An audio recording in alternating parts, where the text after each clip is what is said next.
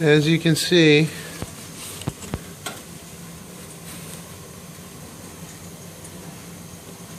there's a steam leak right here on the top of the boiler,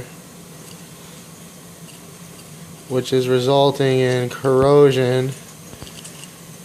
This is all signs of leakage right here,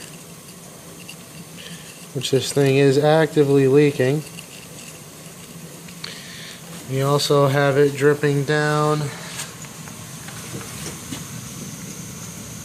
to the burner assembly on the right side and the left side. Recommendation: replacement boiler.